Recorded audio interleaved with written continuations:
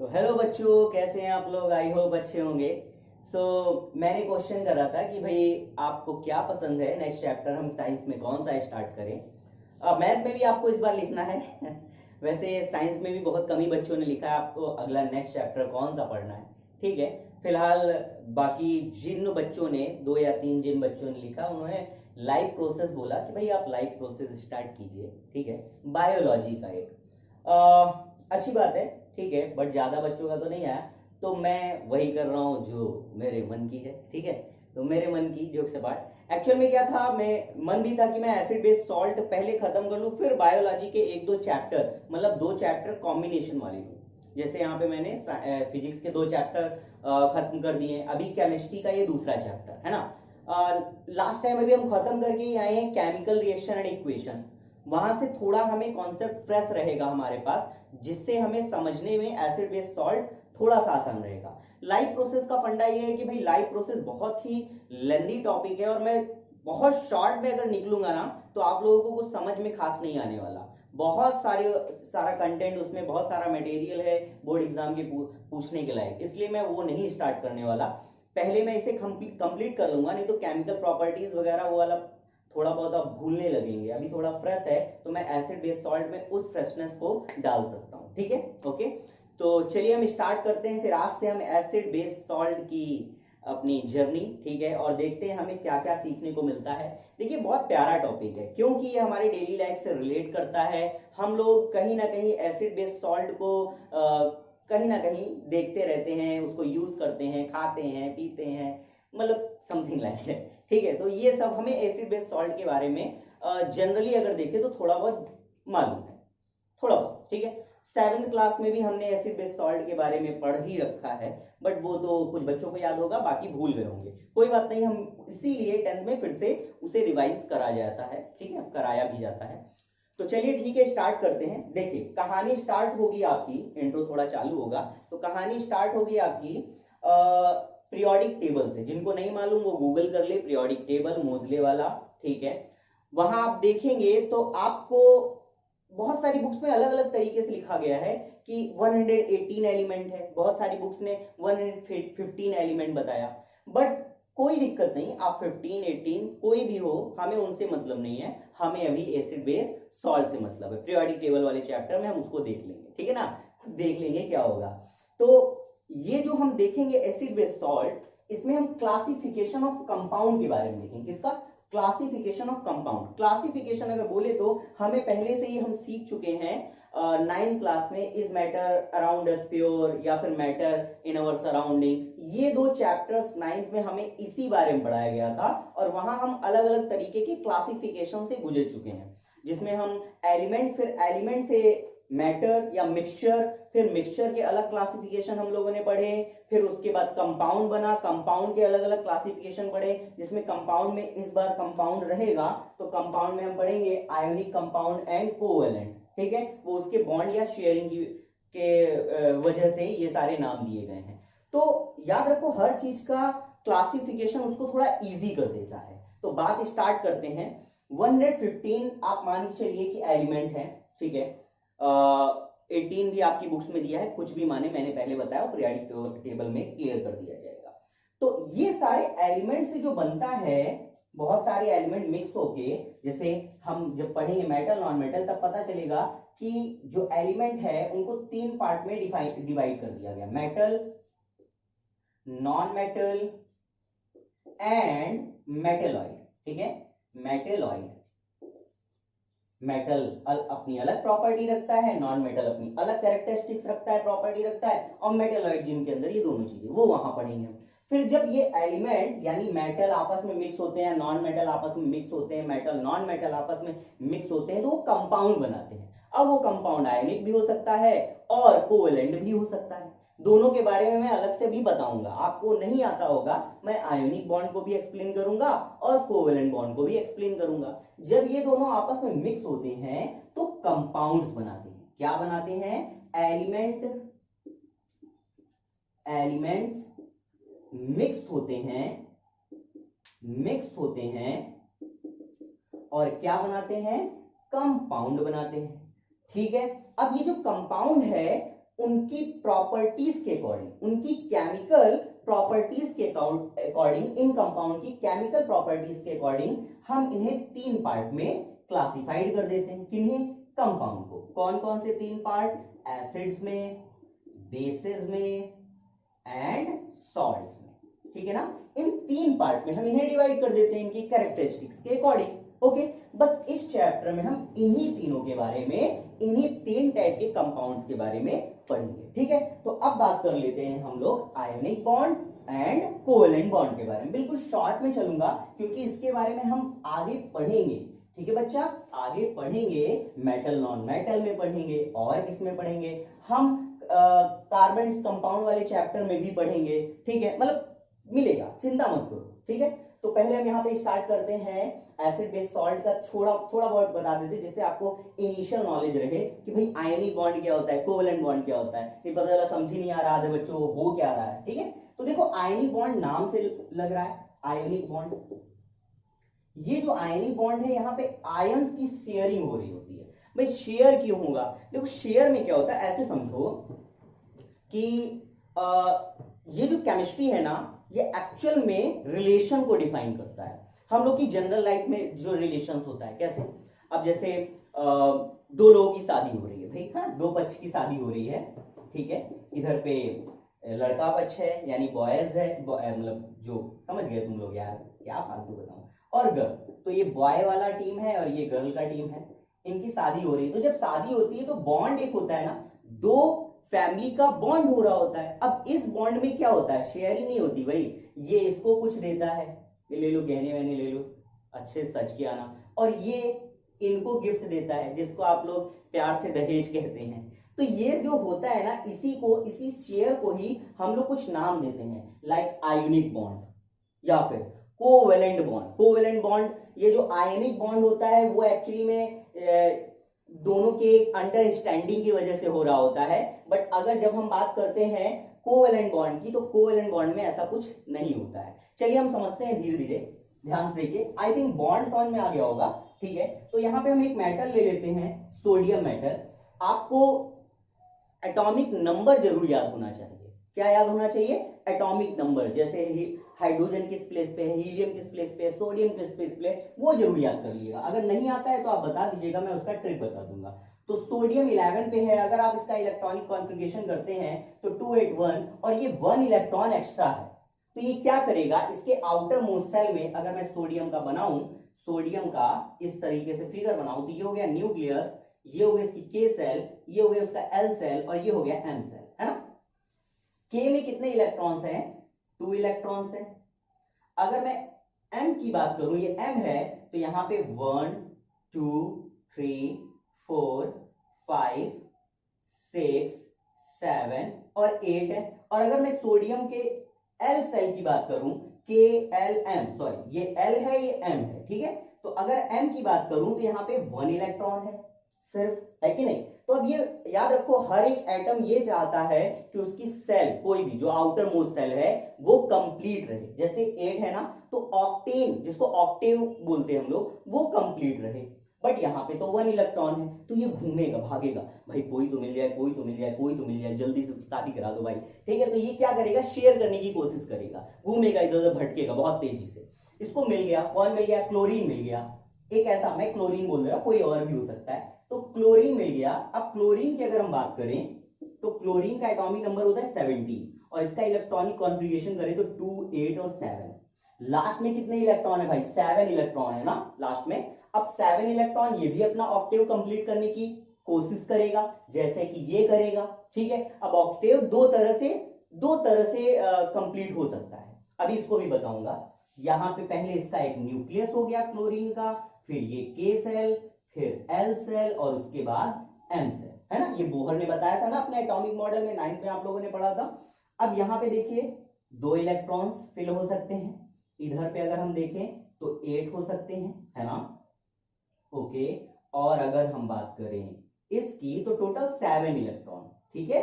Total कितने, 7 electron, okay, ठीक। Count करिए, 2 2 4 2 6 एंड 1 7। कहीं से भी भैया, अब सर आपने ऊपर से ही क्यों शुरू नहीं किया, वो सब कोई दिखा, नीचे भी कर सकते हैं, ठीक है।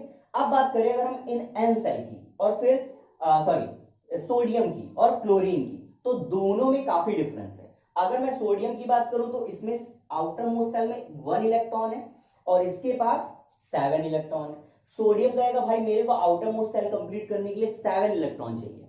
एक बात का याद रखना कि इसका न्यूक्लियस याद रखो, ये तो इलेक्ट्रॉन हो गया जो कि नेगेटिव चार्ज होते हैं। कैसे होते हैं? नेगेटिव चार्ज होते हैं। और अगर हम बात करें न्यूक्लियस में तो दो चीजें होती है, प्रोटॉन और न्यूट्रॉन।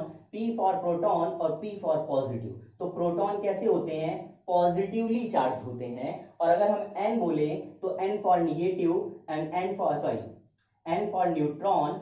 और न्यूट्रॉन को अगर देखोगे तो ये न्यूट्रल जैसे वर्ड से मिलता जुलता लगेगा, ठीक है। तो न्यूट्रल होता है, कोई चार्ज नहीं होता है।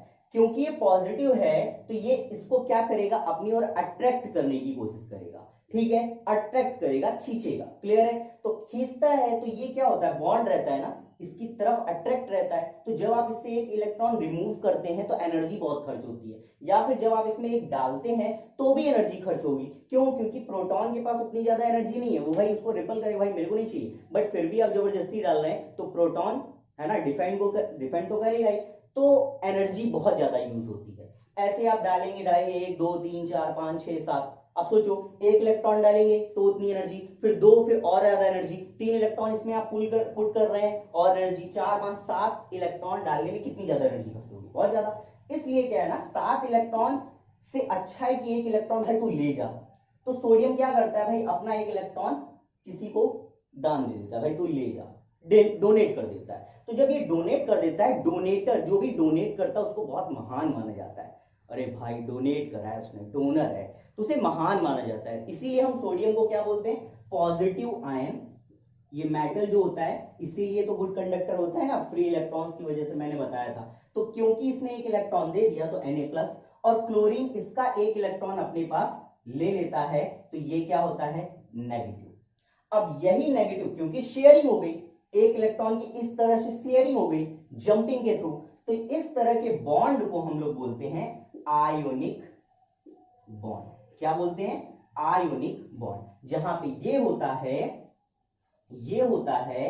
Na+ और ये होता है Cl-। इस तरीके का बॉन्ड बनाते हैं और रिजल्ट के फॉर्म में हमें क्या मिल जाता है? NaCl। इस तरह के बॉन्ड को क्या बोलते हैं? Ionic bond. क्लियर है? आई होप समझ में आ गया होगा। अब आगे चलते हैं हम लोग कोवेलेंट बॉन्ड के बारे में थोड़ा सा हम समझ लेंगे, ठीक है। अब अगर हम बात करें कोवेलेंट बॉन्ड की, तो covalent bond generally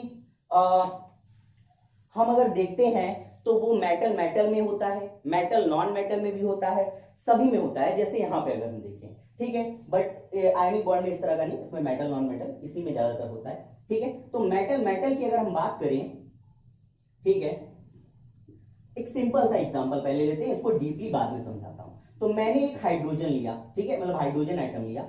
hydrogen atom की बात करूं तो उसका एटॉमिक नंबर कितना होता है? 1। और इसको इलेक्ट्रॉनिक कॉन्फ़िगरेशन करूंगा तो उसके k सेल में कितने इलेक्ट्रॉन आएंगे? 1, एक आएगा। अब ये क्या करेगा? इसका ऑक्टेव या k सेल में, आउटर मोस्ट सेल में मैक्सिमम इलेक्ट्रॉन कितना फिल कर सकता हूं? 2 इलेक्ट्रॉन फिल कर सकता हूं। तो यहां पे इसका जो आउटर मोस्ट सेल है वो फिल होगा 2 इलेक्ट्रॉन, यानी इसको नीड है 1 इलेक्ट्रॉन की और। बट एक्चुअली में ये क्या करता है? अपने इलेक्ट्रॉन को डोनेट करता है। हालांकि ये थोड़ा सा कंफ्यूजिंग है कि हाइड्रोजन एक्चुअल में क्या करता है, डोनेट करता है या एक्सेप्ट करता है, इसके बारे में बहुत ज्यादा कंफ्यूजिंग है। मैं नहीं कंफ्यूज हूं, साइंटिस्ट लोग भी कंफ्यूज हैं। तो वो दोनों तरीके से मान लेते हैं कि भाई देता भी है लेता भी है, दोनों तरह का आइडियोलॉजी फॉलो करता है, दोनों तरह का कैरेक्टरिस्टिक्स फॉलो करता है। अगर वो डोनेट कर देता है तो हम उसको मेटल के ग्रुप में डाल देते हैं, एक्सेप्ट कर लेता है तो भाई उसको नॉन मेटल के ग्रुप में डाल देते हैं। ये सब हम करते रहे हुए, ठीक है। तो अभी के लिए फिर हम क्या करते हैं कि हम मान लेते हैं भाई तुम डोनेट कर दो, बोलते हैं ना डोनेट करना ज्यादा आसान है, कर्ज लेना बहुत, भाई कर्ज बहुत मुश्किल से लोग लेते हैं। तो यही आइडियोलॉजी फॉलो करते हैं हमारे मेटल भी। केमिस्ट्री सेम चीज हमारे जनरल लाइफ में ही पूरा डिपेंड है, मान के चलो जो हम लोग करते हैं वही केमिस्ट्री मान के चलो, ठीक है। तो यहाँ पे 1 इलेक्ट्रॉन ये क्या करता है? डोनेट कर देता है। तो जब ये डोनेट कर देता है तो ये क्या बन जाता है? H+। क्यों? 1 इलेक्ट्रॉन दे दिया ना, 1 इलेक्ट्रॉन दे दिया तो H+ हो गया। क्लियर है? ठीक है, बात समझ में आ गई। अब क्या है कि आउटर मोस्ट, अभी मैं समझा रहा हूं, ये तो ये क्या हो गया? ये हो गया हाइड्रोजन आयन या हाइड्रोनियम, आगे बताएंगे हम क्या होता है ये, ठीक है। हाइड्रोनियम नहीं है, हाइड्रोजन आयन। अब आगे देखो, अगर मैं H2 बनाऊं, H2। तो देखना कैसे बनेगा, ये हो गया इसका न्यूक्लियस, प्रोटॉन न्यूट्रॉन। और अगर हम बात करें इस सेल की, जिसको हम के सेल बोलते हैं, तो इसके आउटर मोस्ट सेल में एक ही इलेक्ट्रॉन तो होगा, ठीक है।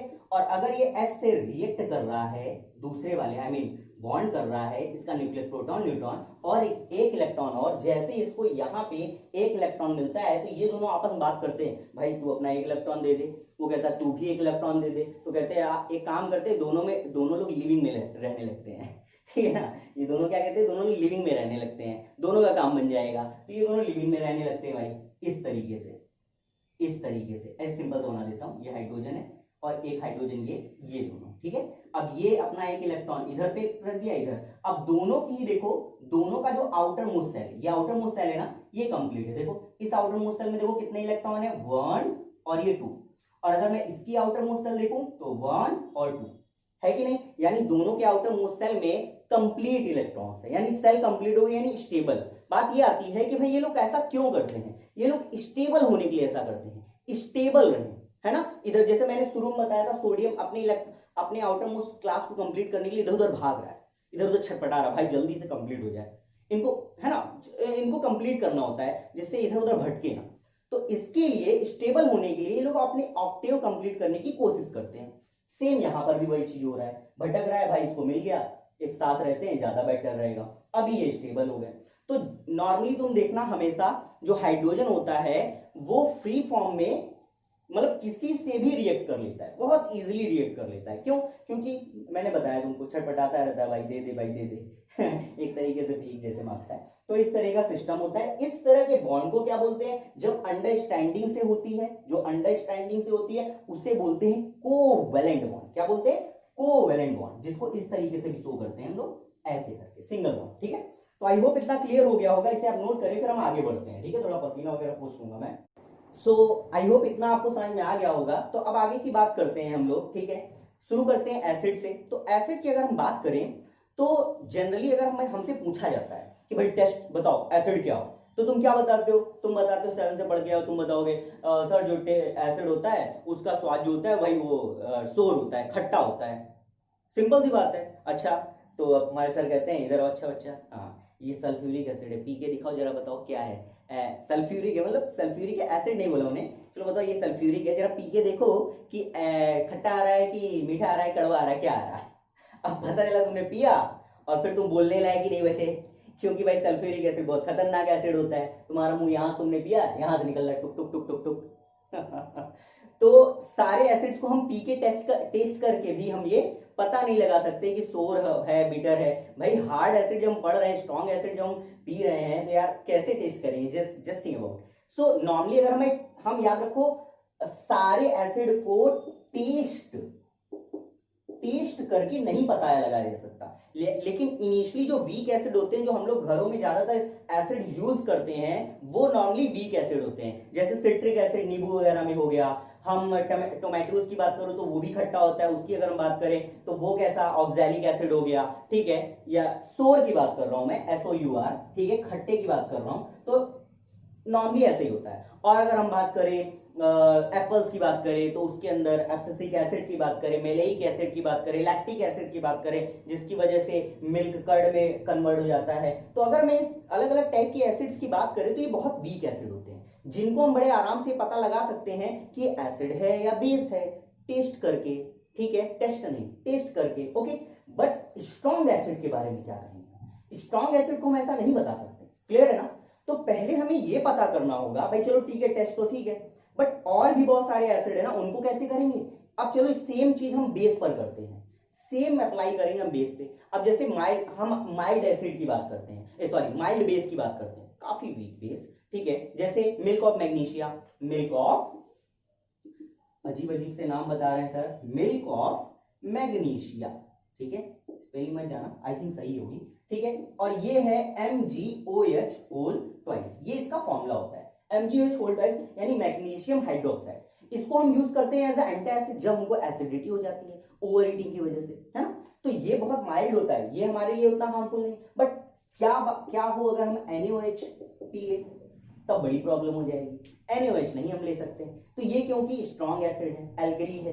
तो याद रखो, हम सारे एसिड सारे बेस को टेस्ट के थ्रू नहीं पता लगा सकते, और भी अलग अलग तरीके हैं। फिजिकली अगर पूछेंगे तो भाई फिजिकली हम क्या बताओ कलर कैसा होता है, कलर के थ्रू पता लगाएंगे, टेस्ट के थ्रू। बट एक्चुअल में हम लेबोरेटरी में, हम क्योंकि यहाँ पे 10th में है, हम पढ़ रहे हैं, हम नॉर्मली नहीं, गांव वाले नहीं है कि हमें पता नहीं है, बिल्कुल इलिटरेट, अभी हम लिटरेट हो रहे हैं, तो हम सब लेबोरेटरी यानी प्रैक्टिकली देखेंगे। तो प्रैक्टिकली के लिए उसकी कुछ डेफिनेशन भी होती है भाई, ऐसा नहीं ना क्लास में है आप रेंचो है, आपसे पूछा जाए एसिड क्या होता है, सर एसिड वो होता है जो टेस्ट में इकट्ठा होता है, सोर होता है, भाई वही अप एंड डाउन वाला कॉन्सेप्ट हो जाएगा। आपको प्रॉपर डेफिनेशन बतानी होगी कि भाई acid was the compound which produce the hydronium ion when dissolve in a water, है ना।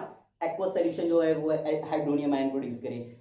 और ये तो हो गया एसिड और बेस के बारे में क्या बताएंगे, अगर हाइड्रोक्साइड आयन प्रोड्यूस करें। तो इस तरीके से हम एसिड और बेस को बताते हैं, ठीक है ना। और अलग अलग नाम के अलग अलग साइंटिस्ट जो हैं उन्होंने उसे अलग तरीके से डिफाइन किया है। जैसे अगर मैं हूं तो उसको अलग तरीके से बताऊंगा, कोई और है उसको अलग तरीके से बताएगा, इस तरीके से, ठीक है। तो चलो देखते हैं कि अलग अलग साइंटिस्ट ने उसे क्या क्या बताया है और किस तरीके से उसको डिफाइन किया है, ठीक है। याद रखो डेफिनेशन का डेफिनेशन पहले से ही बता चुका हूं। Definition, what is the definition of definition, वही चीज जो बहुत पॉपुलर आदमी किसी चीज को एज अ लैंग्वेज बताता है, ठीक है। तो चलो स्टार्ट करते हैं सबसे पहले एसिड। याद रखो यहां से मेन चीज स्टार्ट होती है, तो आपको बहुत गौर से सुनना पड़ेगा, ठीक है, बहुत ही ज्यादा गौर से। तो बहुत सारे साइंटिस्ट, बहुत सारे साइंटिस्ट जैसे आर्हीनियस, तो बहुत सारे हैं जैसे कि आर्हीनियस हो गए, आर्हीनियस के अलावा अगर हम बात करें तो ब्रॉन्स्टन लॉरी हो गए, ठीक है, और भी हैं लुइस करके, और मतलब कई सारे साइंटिस्ट हैं जिन्होंने अपने अलग अलग कॉन्सेप्ट दिए, अलग अलग फंडे दिए, अलग अलग डेफिनेशंस दिए। तो हम बात करेंगे जो हमें मेन है, सबसे पहले बात करेंगे कि आर्हीनियस ने एक्चुअल में एसिड के बारे में क्या होता है। तो आर्हीनियस नाम के एक साइंटिस्ट थे, आर्हीनियस, उन्होंने बताया द कंपाउंड, याद रखो हम कंपाउंड्स को ही तो कैरेक्टराइज कर रहे हैं ना 3 पार्ट में। सो द कंपाउंड, इसे आप नोट कर लीजिएगा, ठीक है ना। द कंपाउंड विच प्रोड्यूस, ठीक है, आप इसे नोट करते रहिएगा, वही चीज मैं बोल रहा हूं, इसको नोट करते रहिएगा, मैं नोट्स खुद ही बनाता हूं। तो the compound which produce hydrogen ion और हाइड्रोनियम आयन, ठीक है, H प्लस आयन और hydronium ion H3O plus, hydronium ion when dissolve in water, when dissolve in water is known as acid. ये किसने बताया, ये आर्हीनियस ने बताया। आर्हीनियस ने क्या बताया कि aqueous solution of any compound when if aqueous solution of if aqueous solution of आओ भाई देख रहे हो अटक जाता है। तो क्या बताया उन्होंने, तो क्या बताया आर्हीनियस ने, उन्होंने बताया कि aqueous solution of the compound which produce the hydronium ion is known as what, acid। ये बात याद रखना, aqueous solution के बारे में पहले बता चुका हूं कि जो वाटरी सोल्यूशन होता है, जैसे हमारा एक कंपाउंड है, हमें नहीं मालूम क्या है, बट उसको मैंने जैसे वाटर मिलाया उसने क्या प्रोड्यूस कर दिया, हमने बताया कि aqueous solution of the compound which produce the hydronium ion is known as what, acid।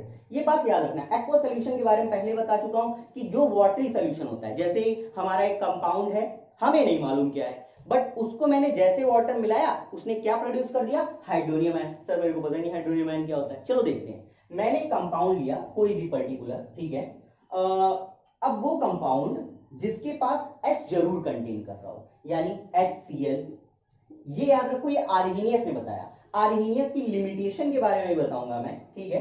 तो HCl और HCl को उन्होंने H2O यानी वाटर में मिक्स किया। जब उन्होंने ऐसा किया तो जो HCl है उसने ब्रेक किया अपने कंपाउंड को H प्लस और Cl माइनस में, ठीक है। और इसी तरीके से ये जो वाटर है जब ये इसमें मिक्स हुआ तो वाटर में ये जो H प्लस है वो मिक्स हुआ और क्या बना दिया, H3O प्लस। क्लियर है ना, बात समझ में आई। मैंने क्या बताया, HCl ब्रेक होगा, ये आपको नहीं दिखाना है, ये आपको नहीं दिखाना है। HCl में से H प्लस और Cl माइनस ब्रेक हुआ और वो वाटर के साथ मिक्स होकर क्या बना दिया, H3O प्लस। जब हम ये चीज करते हैं ना तो कभी कभी कंसंट्रेशन और डाइल्यूशन के बारे में भी इसी तरीके से ही डिफाइन करते हैं। मैंने क्या लिया, मैंने एसिड लिया, उसमें मिक्स किया। अब सपोज दैट ये मेरा वाटर का एक कंटेनर है जिसमें वाटर मैंने मिक्स किया है। अब मैंने क्या डाला, इसमें HCl डाला इधर से, ठीक है, इधर से मैंने क्या डाला, HCl इसमें से उड़ेला। अब इस HCl, जैसे सपोज दैट मैंने 20 ग्राम ऑफ HCl लिया या 20 ml HCl लिया, कितना लिया, 20 ml HCl लिया। अब इसमें 20 लाख, एक ऐसे नॉर्मल बता रहा हूं मैं, इसमें 20 लाख मॉलिक्यूल्स हैं, 20 लाख मॉलिक्यूल्स हैं, किसके, HCl के। तो उतने ही H प्लस भी उतने ही प्रोड्यूस होंगे, ठीक है, H प्लस उतने, यानी 20 लाख H प्लस प्रोड्यूस हो रहे हैं, तो इतने ही क्या प्रोड्यूस होंगे, H3O प्लस। कनेक्ट कर पा रहे हो? अब समझो पहले ये बात बहुत ध्यान सुनो, यहां पे वाटर का मॉलिक्यूल है H2O, ठीक है। अब वहां बहुत सारे, जरूरी नहीं है कि 20 मिलियन हो, वहां तुमने वाटर ज्यादा लिया है, तुमने उसमें HCl डाला, उसके मॉलिक्यूल्स और वाटर के मॉलिक्यूल्स बराबर नहीं है, बट ये याद रखो H3O उतने ही बनेंगे जितने हमारे पास H प्लस आयन हो। अब जैसे यहां पे सपोज दैट 60 लाख के करीब हो, 60 लाख और यहाँ 20 प्रेजेंट हो, तो 60 में से 20 जो वाटर के मॉलिक्यूल हैं, H2O के मॉलिक्यूल हैं, वो H प्लस से मिक्स होके क्या बनाएंगे, H3O प्लस। याद रखो, ठीक है ना। अब आगे चलते हैं, क्या, बस मेन आपको क्या समझना है कि जब भी एसिड वाटर में मिक्स करते हैं, वो H3O प्लस, जिसको हम लोग क्या बोलते हैं, हाइड्रोनियम आयन, क्या बोलते हैं, हाइड्रोनियम आयन प्रोड्यूस करता है। क्लियर है, बात समझ में आ गई। ये बात हुई एसिड की, किसके अकॉर्डिंग, आर्हेनियस के अकॉर्डिंग। अब बात करते हैं बेस की, आप इसे नोट कर लीजिएगा। अब बेस की बात करते हैं, यहां मैं इसको इरेज करता हूं। तो जब मैं बेस की बात करता हूं तो सेम डिट्टो वही चीज है, पूरा इरेज नहीं करना चाहिए था। बेस, आर्हेनियस ने क्या बताया, आर्हेनियस ने बताया the compound which produce OH ion, सिर्फ OH, यहाँ पे हाइड्रोक्साइड बोलते हैं इसको, OH को क्या बोलते हैं, हाइड्रोक्साइड बोलते हैं। हाइड्रोनियम जैसा कोई टर्म नहीं, यानी वाटर मिक्स नहीं होगा, सिर्फ OH बनाएगा, दैट्स इट। ठीक है, क्लियर है, ओके। सो OH नेगेटिव आयन, वो तो पहले से लिख दिया है, when dissolve in water is known as base। Base का आर्हेनियस ने क्या बताया कि अगर हम कोई भी सोल्यूशन को, कंपाउंड को वाटर में मिक्स करते हैं, तो अगर वो OH प्रोड्यूस करे, तो याद रखो OH तभी प्रोड्यूस करेगा ना जब उसके अंदर OH हो। जैसे एग्जांपल के तौर पे मैंने NaOH ले लिया, उसको वाटर में मिक्स करा, तो क्या बनाएगा भाई, वो ये ब्रेक हो जाएगा Na प्लस में और OH माइनस में। इसको मैं इस तरीके से ब्रेक कर रहा हूं, Na प्लस में और OH माइनस में। और इस तरीके से आप HCl वाला भी दे सकते हैं, HCl when dissolved in water, यहां पे लिखिए, और वो ब्रेक हो जाएगा H प्लस में और Cl माइनस में। तो आप यहां देख सकते हैं ये H प्लस मिल गया, ये एसिड का एग्जांपल आपने दे दिया, और ये बेस का, जब वो OH आयन में ब्रेक हो जाए। क्लियर है, तो ये सिंपल सा आर्हेनियस ने दिया। लेकिन आर्हेनियस की लिमिटेशंस थी, क्या लिमिटेशन थी, आर्हेनियस ने जितना भी अपना कॉन्सेप्ट बताया वो एक्वस सॉल्यूशन के लिए था। याद, किसके लिए था, एक्वस सॉल्यूशन के लिए। वो सबके लिए फॉलो नहीं हुआ, यानी फेल्ड हो गया कुल मिलाकर, आप ऐसा कह सकते हैं। फिर सर क्यों पढ़ा रहे हैं आप, क्योंकि इनका कॉन्सेप्ट आगे लोगों ने यूज किया, ठीक है, उसके थ्रू आगे इन्होंने बताया, नहीं तो भी पॉसिबल नहीं था ना, इन्होंने कुछ तो बताया, कुछ तो हिंट दिया।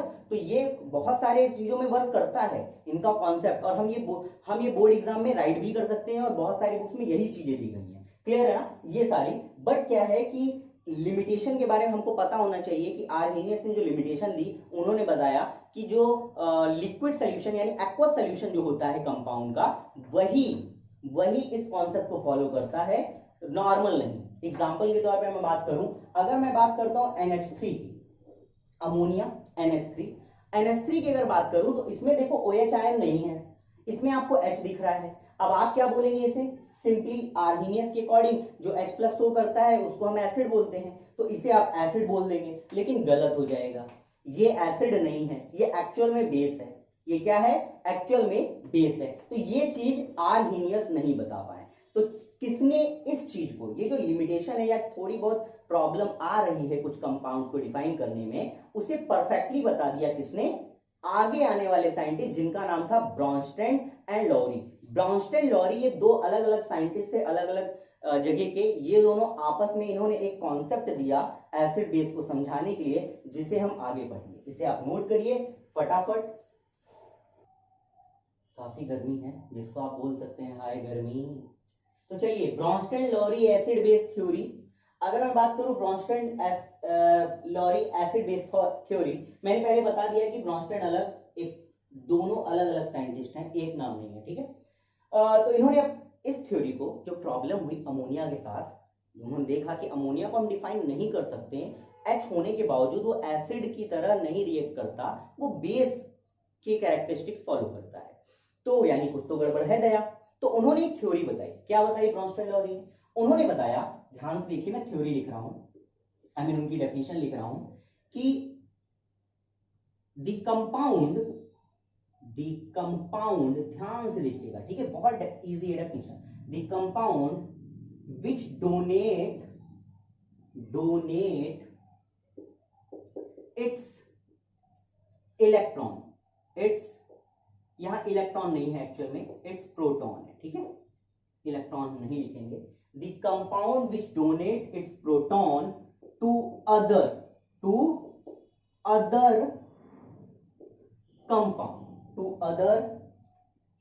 compound is known as acid। उन्होंने एसिड की ये डेफिनेशन दी। क्या डेफिनेशन दी? उन्होंने बताया कि ऐसे सारे कंपाउंड जो डोनेट करते हैं अपने प्रोटॉन्स को क्या करते हैं? डोनेट करके आ जाते हैं, उन्हें हम क्या बोलते हैं?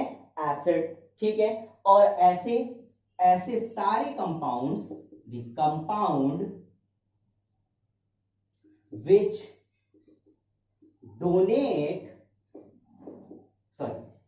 which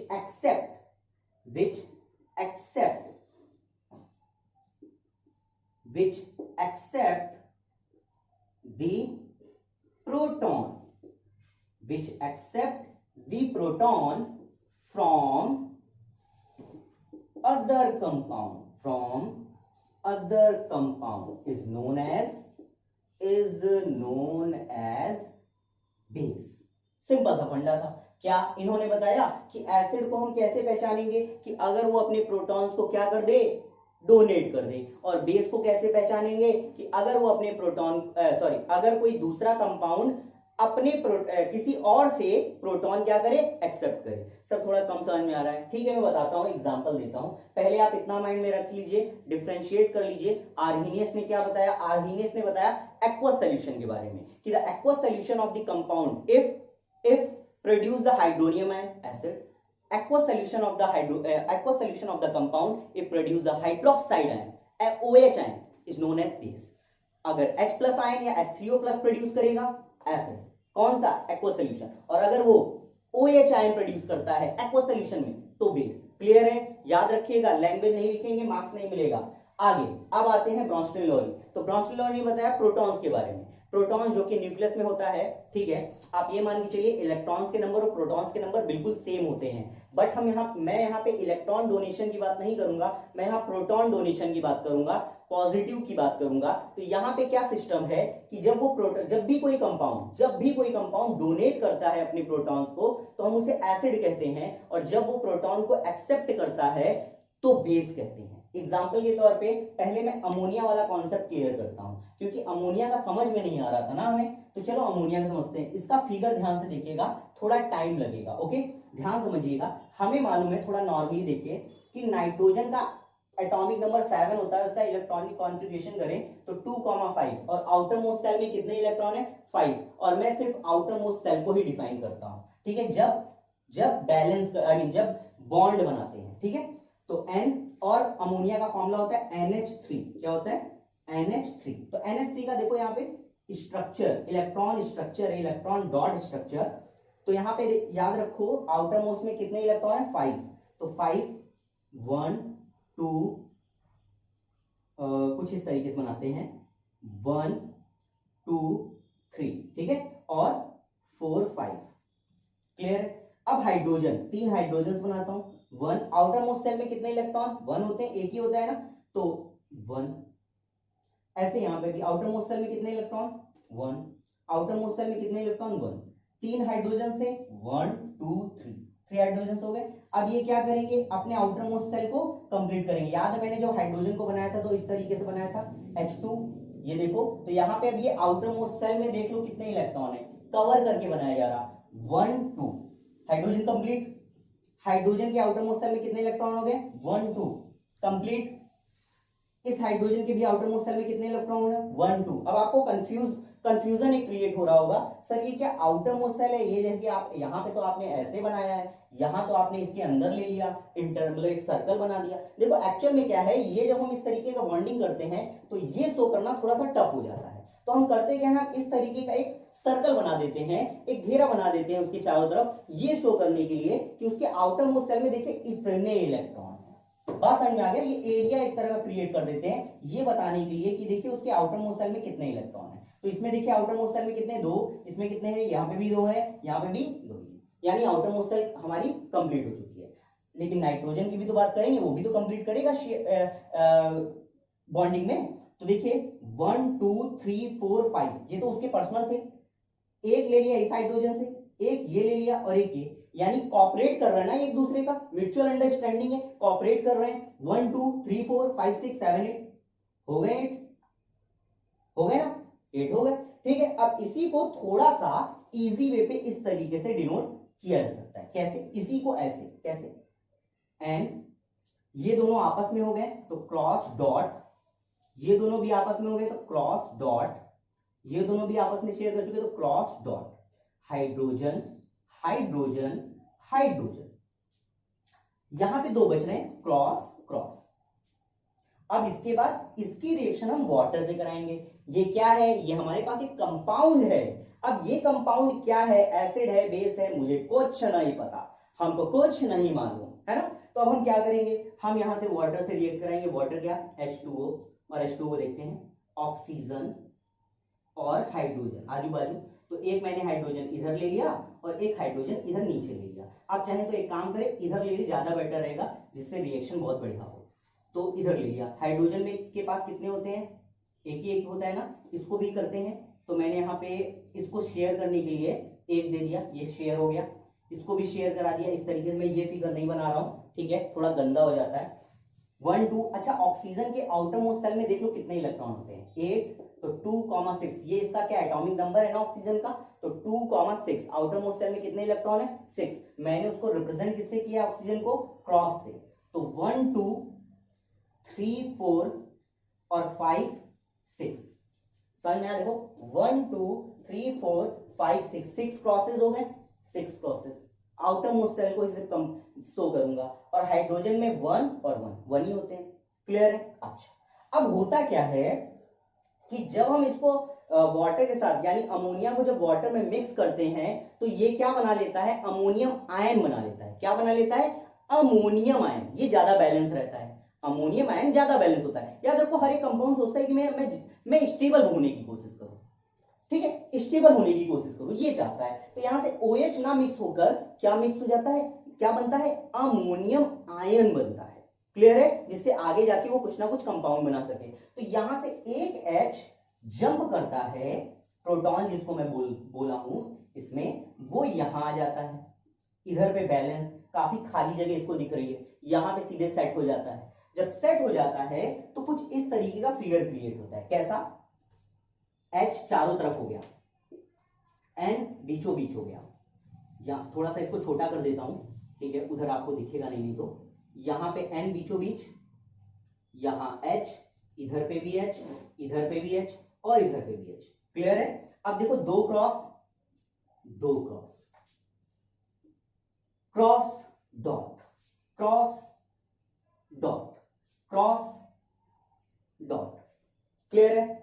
अब ध्यान से देखो आगे की कहानी, यहां क्या बचा, यहां बचा OH, O cross cross, cross cross, dot cross, dot cross, dot cross, यहां बचा H, यहां से तो H गायब हो गया।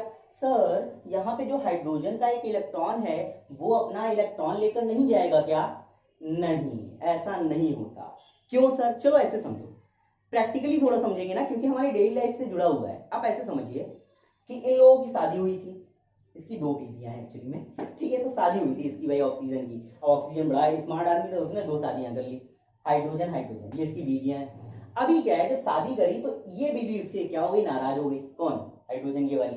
अब ये नाराज हो गई तो मायके चली गई। मायके मतलब मम्मी पापा के यहाँ। अब ये मम्मी पापा घर ये है, तो जब मायके जाती हैं बीवियां तो क्या करेंगी, अपना सारा सामान छोड़ ही जाती है ना। ऐसा नहीं मेरा बेड लाओ जो दहेज में दिया था, बेड उठा के सर पे जा रही है, लाओ मेरा और फ्रिज लाओ, पंखा लाओ, सब लाओ मेरे सर पे डालो मैं जाऊंगी, ऐसा तो नहीं होता ना। नॉर्मल क्या ऐसा होता है, नहीं। तो वो जितनी प्रॉपर्टी, जितने भी एसेट्स वो दहेज में आता है उसके पास, वो वहीं छोड़ के जाती है नाराज होके। ऐसा ही कुछ होता है सिस्टम। तो सेम यहां पर भी यही होगा। ये हाइड्रोजन इसके पास आ रहा, लेकिन अपना सारा दहेज का जो मैटर है वो यहीं पे रख के जाएगी। तो सेम हाइड्रोजन भी यही किया, इधर चला गया लेकिन अपना इलेक्ट्रॉन छोड़ के गया। समझ में आया, छोड़ के गया। इसको किसके पास छोड़ के गया, अपने ओरिजिनल प्लेस के पास, हस्बैंड के पास। ठीक है। तो अब यहां देखो, जब ये हाइड्रोजन आता है तो क्योंकि डोनेट करके आया, इसी को तो हम बोलते हैं डोनेट करके आया, तो ये डोनेट करके आया। क्योंकि डोनेट करके आया तो भाई दबंग से, आज पैसा लेकर नहीं आऊं, देकर आया हूं, आज कोई हमको रोक नहीं सकता है। तो ये क्योंकि डोनेट करके आया इसलिए होता है पॉजिटिव, क्योंकि डोनेट करके आया पॉजिटिव। और ये क्या करता है, क्योंकि ये रो रहा है, सुन रहा है ये और रो रहा है ये। तो ये रो रहा है क्यों, क्योंकि एक इलेक्ट्रॉन इसके पास एक्स्ट्रा है। किसका, इसका, प्रोटॉन जिसको बोल रहा हूं, और वो उसी की वजह से क्या है, नेगेटिव है। समझ में आ गया होगा, क्योंकि छोड़ के आया। अब वो इसके लिए तो इलेक्ट्रॉन ही है ना, और वो छोड़ के आया उसके लिए प्रोटॉन है। तो प्रोटॉन क्योंकि इसने डोनेट किया, इलेक्ट्रॉन क्योंकि उसने लिया है, तो ये नेगेटिव है। क्यों, क्योंकि एक्स्ट्रा है उसके पास, वो जो पैसा लिया है उसके पास एक्स्ट्रा है, एक्स्ट्रा की वजह से नेगेटिव, और वो देकर आ रहा है तो पॉजिटिव। तो आई होप समझ में आ गया होगा, वो छोड़ के आया है, यानी एक तरीके से डोनेट करके आया, वो कर्जा लिया है, उसने कर्जा लिया है इसलिए नेगेटिव है, यानी डेप्थ में फंसा हुआ है, डेप्थ ट्रैप्ड बोलते हैं। तो डेप्थ ट्रैप में फंस गया, वो नेगेटिव हो गया, एंड ये देकर आया है तो पॉजिटिव। समझ में आया। तो ये बहुत आसानी से ब्रॉन्स्टन-लॉरी ने समझा दिया, ठीक है ना। हाँ ठीक है, ब्रॉन्स्टन-लॉरी ने इसे आसानी समझा दिया। बाकी की जो कहानी है ना HCl वाली भी इसी तरीके से कंप्लीट करी जा सकती है। HCl भी इसी तरीके से हाइड्रोनियम आयन बना देगा, ठीक है। आप इसे नोट करिए। आई होप इतना समझ में आ गया हो। अगर नहीं आएगा तो आप बता दीजिएगा, मैं थोड़ी सी और लंबी क्लास करके नेक्स्ट क्लास में इसको और एक्सप्लेन कर दूंगा, ठीक है। बट मुझे लगता है आपको मजा आया होगा और ये समझ में आया होगा कि एक्चुअल में क्या हुआ। क्लियर है। हाँ, इसको बोलते हैं इलेक्ट्रॉन डॉट स्ट्रक्चर। और अगर ये ना समझ में आए तो बताइएगा, इलेक्ट्रॉन डॉट स्ट्रक्चर, इसके बारे में कंप्लीट नॉलेज आप लोगों को आगे आने वाले चैप्टर्स, केमिकल केमिस्ट्री के आगे आने वाले चैप्टर्स मिलेगी, ठीक है। अभी हम एसिड बेस सॉल्ट के बारे में पढ़े, बट ब्रॉन्स्टन-लॉरी आ गए इसलिए मुझे इसको समझाना पड़ा। नोट करिए फटाफट। तो आगे की कहानी स्टार्ट करते हैं। अभी यहाँ कंफ्यूजन बहुत क्रिएट होगा, याद रखो। कंफ्यूजन इसलिए क्रिएट होगा क्योंकि हम इसको एज अ मैथ के फॉर्म में लेने लगते हैं। केमिस्ट्री है बेटा, और ये जो चीजें मैं बता रहा हूँ ये सब लेबोरेटरी में चेक की जाती है, टेस्टिंग हो रही होती है लेबोरेटरी में कि क्या एक्चुअली में फंक्शन, क्या कैरेक्टरिस्टिक्स वो कंपाउंड शो कर रहा है। ऐसे नहीं कि सर ये हाइड्रोजन इससे मिक्स हो सकता था, ये वाला H निकल के और इसके साथ जाता तो H3O प्लस बना देता, तो सर ये एसिड बन जाता, ये भी तो हो सकता है सर, इसमें क्या दिक्कत है। बिल्कुल। बट ये जो मैं बता रहा हूँ ये आपका बिल्कुल सही है, जो आपने फैक्ट निकाला है या इस तरीके से आपने जो क्रॉस क्वेश्चन किया है बिल्कुल सही है। बट प्रॉब्लम ये है कि हम ये जो सोच रहे हैं वो मैथमेटिकली, यानी एक मैथ के फंडे से सोच रहे हैं कि ऐसा भी तो हो सकता है, ये ही क्यों जाएगा।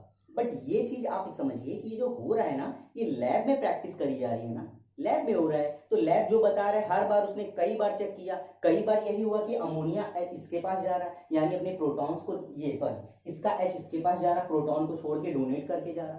तो वहां से उन्होंने ये डेफिनेशन बताई कि भाई नहीं ऐसा ऐसा नहीं होता, ऐसा होता है। क्लियर है ना। ठीक है, आगे चलते हैं। याद रखो ये प्रैक्टिकली यानी लैब में जो किया गया है उसके थ्रू बताया जा रहा है, ये कोई फंडा नहीं है, कोई फॉर्मूला नहीं है। क्लियर है ना, कि पता चला कोई फॉर्मूला होता है कि नहीं नहीं ऐसा ही होता है। जैसे अभी एग्जांपल के तौर पे आप इसे समझिए, ये HCl है हमारा एसिड, ठीक है। बट एसिड कब होगा, जब ये हाइड्रोनियम आयन प्रोड्यूस करे या बनाए। तो होता क्या है कि जब इसे लैब में देखा गया, HCl को वाटर से जब रिएक्ट कराया गया तो इसका H, किसका, HCl का, इसका H जंप करके इसके पास आ गया और अपना प्रोटॉन क्या किया, अभी आगे देखते हैं फिर पता चलेगा कि क्या किया एक्चुअली में। क्योंकि जंप करके आया। याद होगा एच को मैंने क्या बताया था, वाइफ, बीवी किसकी, इस बार सीएल की है, ठीक है, तो वाइफ है। अब ये वाइफ जब दूसरे के यहाँ जाएगी, दूसरे घर में जाएगी, तो सब तो छोड़ के जाएगी ना, बोरिया बिस्तर। ऐसा तो है नहीं कि भाई सब कुछ उठा के लेकर जाएगी, ऐसा कुछ नहीं होगा। तो जब जाएगी तो अपना प्रोटॉन छोड़ के जा रही है, ठीक है, जो इसके लिए इलेक्ट्रॉन है प्रोटॉन छोड़ के जा रही है, और यहां से जब मिक्स होगी तो ये क्या बन जाएगा, H3O+। क्या बन जाएगा, H3O+।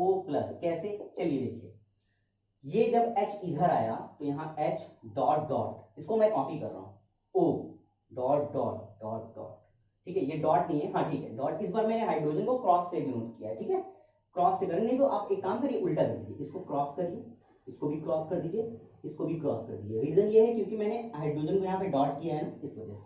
ओके, तो ये भी अब क्रॉस करिए, क्रॉस कीजिए, क्रॉस कीजिए, क्रॉस कीजिए। ओके, यहाँ पे क्या है, क्रॉस डॉट और हाइड्रोजन, यहाँ क्या है, क्रॉस डॉट और हाइड्रोजन। क्लियर है, बन गया। अब ये तो अपने साथ कुछ लेकर आया नहीं है, ये कह रहा भाई मैं तो सब डोनेट करके आई हूँ, सब डोनेट करके आई हूँ। तो ये क्या है भाई, पॉजिटिव अपने आप को शो कर रही है, अपनी इमेज पॉजिटिव शो कर रही है कि मैं भाई कुछ लेती नहीं, भाई दे देती हूँ, ठीक है ना। और ये जो क्लोरीन है वो लिया हुआ है इससे, तो ये क्या होगा, ये हमारा हो जाएगा नेगेटिव। तो क्लोरीन ये बन जाता है नेगेटिव। बात समझ में आ रही है। और अगर नहीं समझ में आ रही है, जिसको ये प्रॉब्लम है कि सर ये भी तो हो सकता है कि H यहाँ से स्किप करके आ जाए, जरूरी यही है, तो ये सब लैब में चेक किया गया है, मैं नहीं बता रहा हूँ, मेरा कोई फंडा नहीं है, मेरा कोई कंट्रीब्यूशन नहीं है, बस आपको मैं एक्सप्लेन कर रहा हूँ, जो बुक में है वही एक्सप्लेन कर रहा हूँ। क्लियर है, तो आई होप समझ में आ गया होगा कि किस तरीके से ब्रॉन्स्टन लॉरी ने ये बताया कि एसिड कैसे डिफाइन करते हैं और बेस कैसे डिफाइन करते हैं। तो ये देखिए H3O+ बन गया और ये आपका बन गया OH नेगेटिव। ठीक है, तो कहानी आज यही हम खत्म करने वाले हैं। आगे बहुत कुछ बचा है, ये सिर्फ एक इंट्रो था, एसिड बेस का डेफिनेशन था जिसे मैंने काफी टाइम लिया, बट आपको क्लियर हो गया होगा, क्योंकि जब आप 12th में आएंगे, इसे जब पढ़ेंगे फिर से, तो आपको थोड़ा बहुत सारी चीजें क्लियर होंगी। ठीक है, so that's it for today. अच्छे से आप रिवाइज कर लीजिए और छोटों का सम्मान कीजिए, बड़ों को छोटों को प्यार दीजिए, बड़ों का सम्मान कीजिए और अपना व्यक्तित्व ऐसे क्रिएट कीजिए जिससे सारी गर्ल्स आपसे डरे नहीं, ऐसे ना करें। ठीक है, ओके बाय।